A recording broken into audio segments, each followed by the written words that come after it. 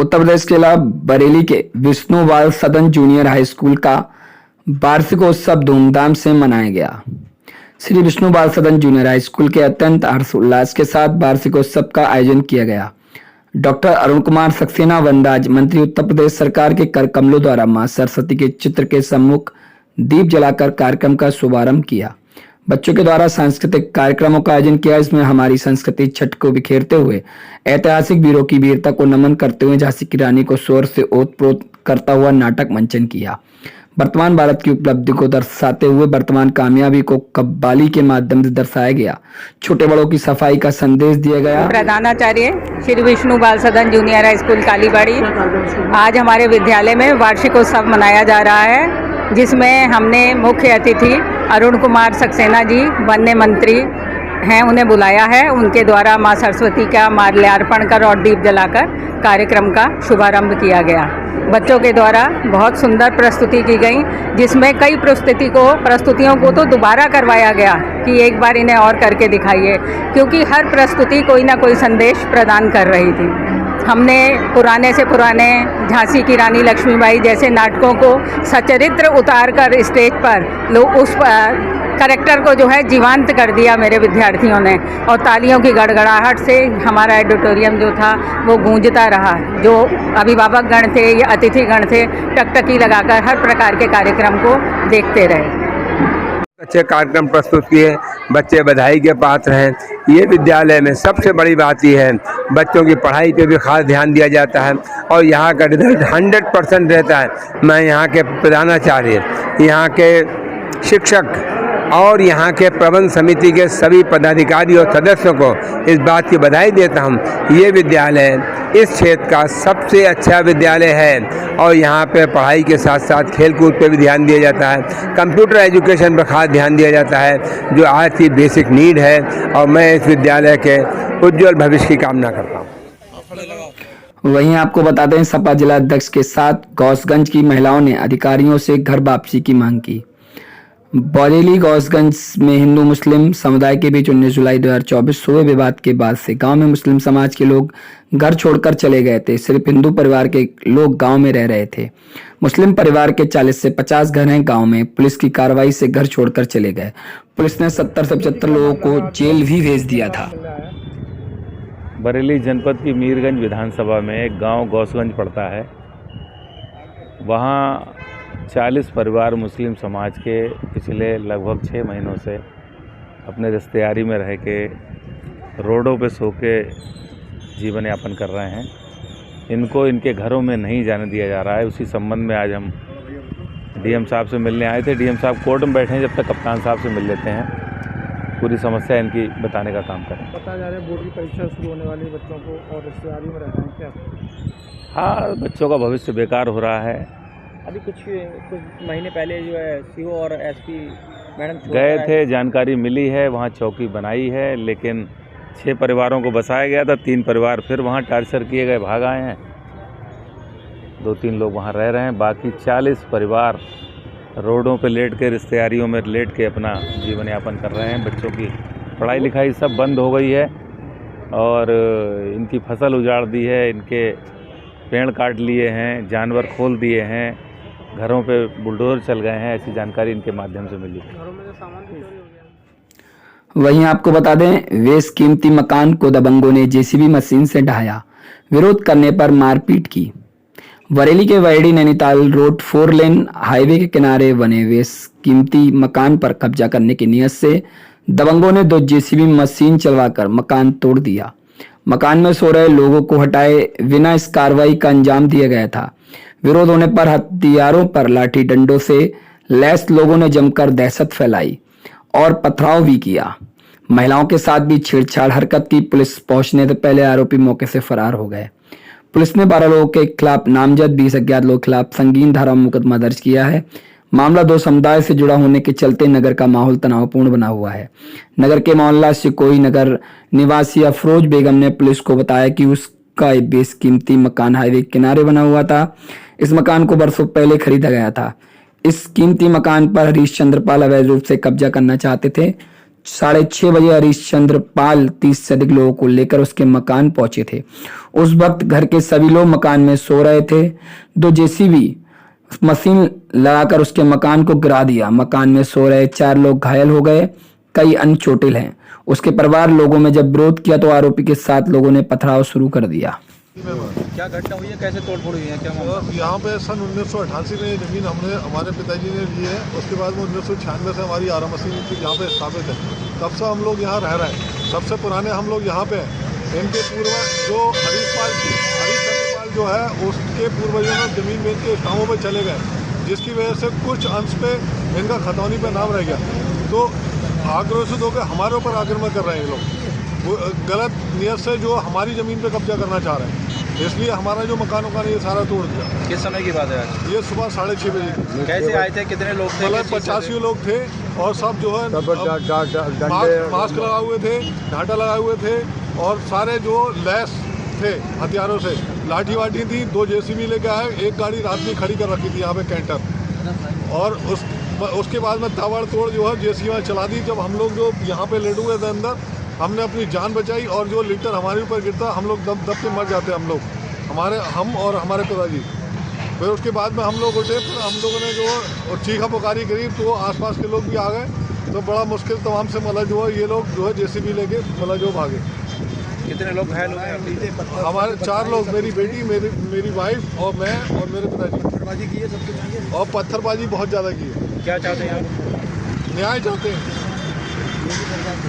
उनके पास कोई किसी तरह का कोई किसी तरह का कोई कागज़ नहीं है उनके पास किसी तरह का, कि किसी के निर्माण को गिराने का या कुछ करने का। सब कोर्ट में विचाराधीन है। यहाँ Baheri court, Bareilly court, high court, सब में विचाराधीन है मामला। उसके बाद भी इन्होंने जो ऐसा गुंडाई करके मतलब जो प्रयास किया है। ठीक। वहीं आपको बता दें, थाना वाराधरी प्रभारी ने अधिवक्ता से की बदसलूकी, एसएसपी से की शिकायत। अमर सिंह एडवोकेट बरेली कोर्ट में वकालत करते हैं, जाटव समाज के हैं। अमर सिंह ने थाना प्रभारी धनंजय पांडे खिलाफ वकील की अवमानना करने की शिकायत एसएसपी से की थी।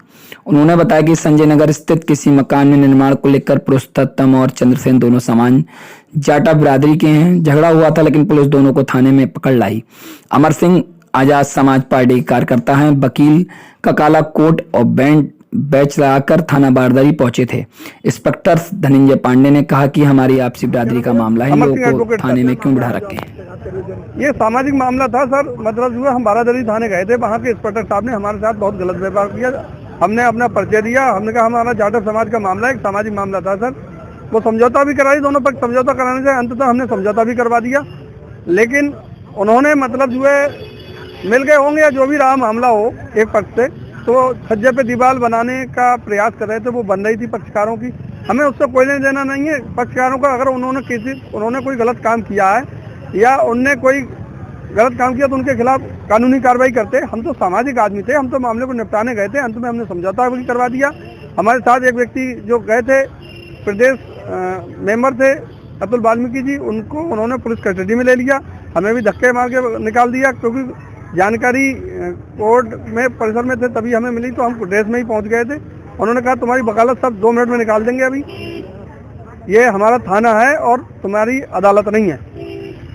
ये थाना, ये बारादरी थाने का मामला है। धनंजय सिंह पांडे बदतमीजी, जातिगत उत्पीड़न किया उन्होंने। ऐसे व्यक्ति को ऐसे जिम्मेदार पद पर रहने का कोई अधिकार नहीं है। उनने 14, 15, 16, 19 अनुच्छेद का उल्लंघन किया है, हमारे मौलिक अधिकारों का हनन किया है। हमने एसएसपी साहब से शिकायत कर दी, डीएम साहब से भी मिले हैं। डीएम साहब ने मतलब जो है एसएसपी के लिए जांच के लिए लिखा है। वहीं बताते चलें, रेल कर्मचारियों को सब रेलवे ट्रैक के पास झाड़ियों में मिला, मचा हड़कंप। 2 दिन से लापता था सब। रेलवे कर्मचारी कैलाश चंद्र का शव रेलवे ट्रैक के पास झाड़ियों में मिलने से स्थानीय लोगों परिजनों में हड़कंप मच गया। कैलाश चंद्र जो रेलवे में सफाई कर्मचारी के पद पर तैनात थे, 2 दिन से लापता थे। उनकी पत्नी वीना ने 6 फरवरी को थाना इज्जतनगर में उनकी गुमशुदगी की रिपोर्ट दर्ज कराई थी। थाना इज्जतनगर क्षेत्र के कृष्णनगर कॉलोनी रोड नंबर 7 निवासी कैलाश चंद्र का शव मंगलवार को सुबह इज्जतनगर क्षेत्र के रेलवे ट्रैक के किनारे झाड़ियों में फांसी पर लटका मिला। संदिग्ध परिस्थितियों में पुलिस मौके पर पहुंची। क्या नाम है आपका? विकास।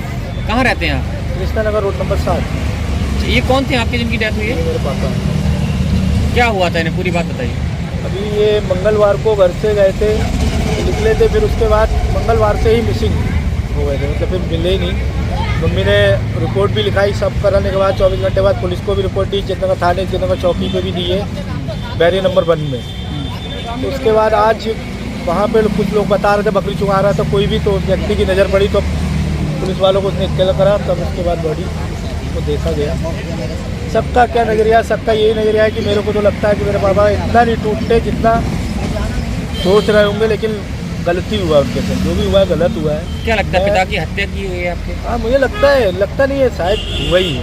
अच्छा, किसी से कर्ज लिया रखा था? कर्ज तो किसी ने, कर्ज तो मेरी बैंक का ही होता, जो भी था, तो यही नोटिस वगैरह शायद मैंने सुना था आया था कोई, लेकिन उसका मुझे जानकारी। किस लिए लिया था ये लोन? ये तो थोड़ा पर्सनली लिया था, जो इन पर कर्जा था, इनने अपना बैंक से लेने के बाद उस कर्जे को निपटाया था। कब लिया था ये कर्ज?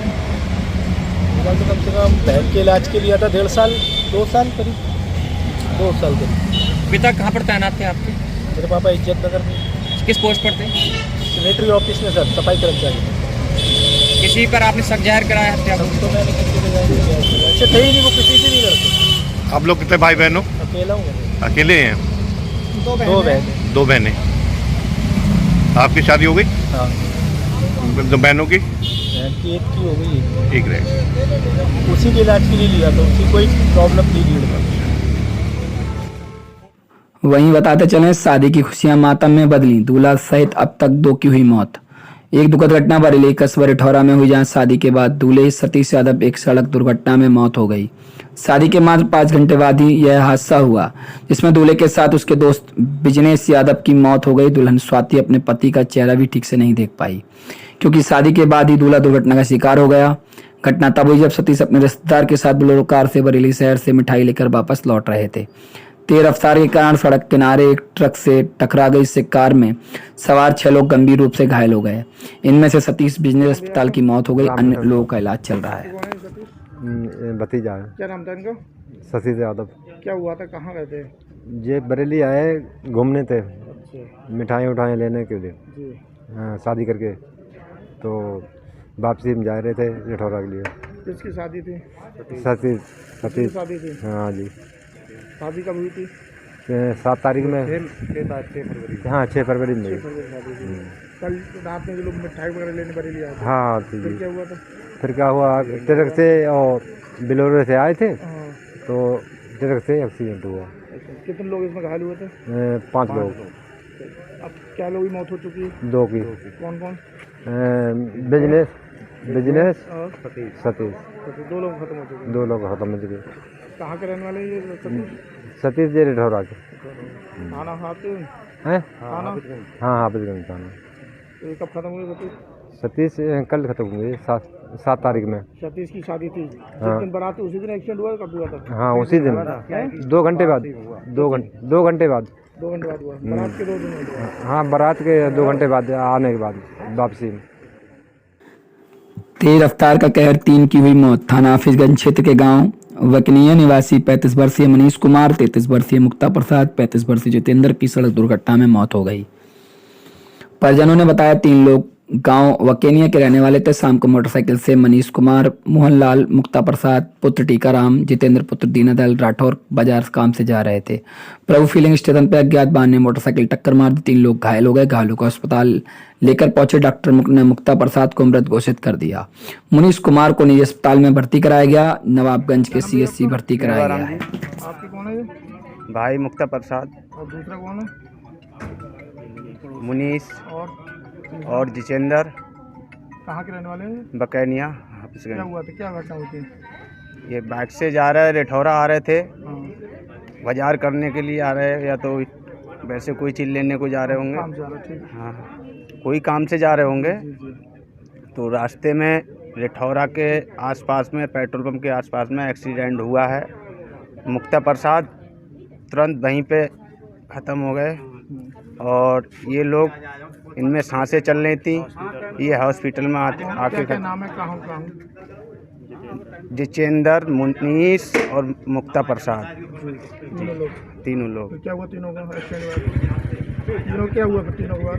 तीनों के बाद दो तो हॉस्पिटल आए थे, दो लोग, कौन कौन? मुनीस जितेंद्र। फिर क्या हुआ? फिर क्या हुआ, उनने हॉस्पिटल में आते ही दम तोड़ दी जी। और मुक्ता प्रसाद की दम वहीं पे टूट गई थी। और बाकी लोगों की कहाँ खत्म हुए? इलाज के दौरान मौत हुई दोनों की। बाकी लोग कहाँ खत्म हुए? जितेंद्र की नवाबगंज हॉस्पिटल, और तीसरे की? तीसरे की बरेली हॉस्पिटल। तीनों खत्म हो गए? तीनों खत्म हो गए। क्या करते थे भैया ये लोग? वो एक खेती बाड़ी मजदूरी, कौन से कहाँ के रहने वाले थे? बकैनिया, थाना? हाफिजगंज, तहसील नवाबगंज, जिला बरेली। तीनों लोग मोटरसाइकिल से थे भैया? हाँ, बाइक से थे। Yeah.